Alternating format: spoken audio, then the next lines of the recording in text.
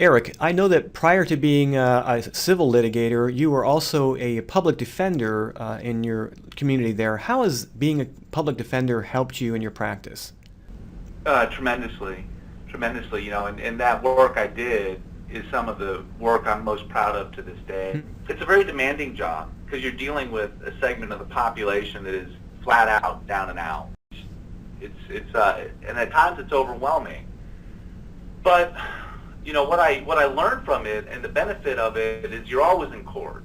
You're always having to react quick on your feet, and you're always in front of a jury talking. And the jury trial is hands down the greatest equalizer that America has. Yeah. An individual with no resources as powerful as the president or a CEO of a corporation or even a corporation, because the audiences are 12 people that cannot be bought, 12 people that can't be influenced except by the evidence that they have in court. Mm-hmm. If a person has a lawyer that's capable of getting up and telling their story, and they have the truth behind them, the jury will always do the right thing. And so, as a young lawyer, I was thrown in front of juries. Yeah. And I learned how to try cases, and I also learned the power of it. Mm-hmm. And I learned, through that process that, I can help people. I can make a difference, and I can send a message to, in that case, the prosecutor's office. You need to change your charging policies, or you need to take a look at this person and treat them better. And it was huge. I can't overstate how important that was. But aren't all the people in court guilty? No. The criminal justice the criminal justice system, in my mind, is one of the biggest frauds perpetrated on America. Mm-hmm. If you look at statistics worldwide, you'll see that America has 25% of the world's population incarcerated. No other country is even close to incarcerating people like we do it. And it's an experiment. It's a social experiment that takes good people. Yep.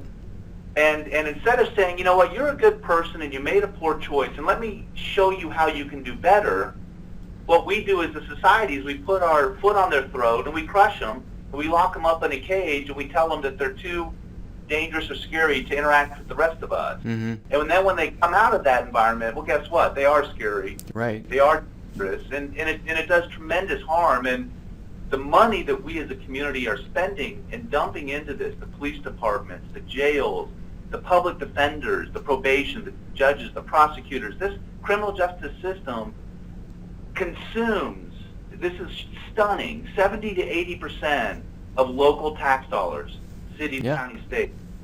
So instead of going to schools, hospitals, roads, and teaching and caring for people, we're pumping it into this social experiment that isn't working.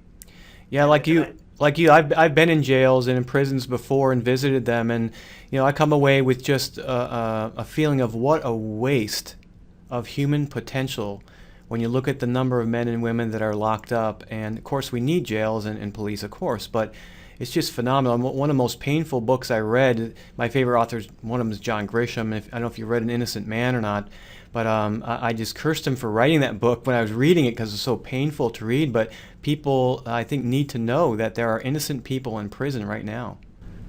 No doubt about it. I mean, we're killing innocent people. We know that. And every day you read about someone who was released after 20 years because they didn't do it. And we're a vengeful society. That's where we're at. And that's where that comes from. And my hope and my dream is that as we evolve, we start to realize that we all have this infinite capacity for good. Yes, we can all do bad, but let's try to encourage the good as opposed to punishing the bad. And when you teach a dog to come, you don't beat the crap out of it when it doesn't. Right. You pat it on its head and you reward it when it does. Yeah. And why don't we do that with each other? Well, thanks so much for the work you do in your community and to other folks who've done that kind of important work to keep at least as many innocent people out of prison as possible. Yeah, you're welcome.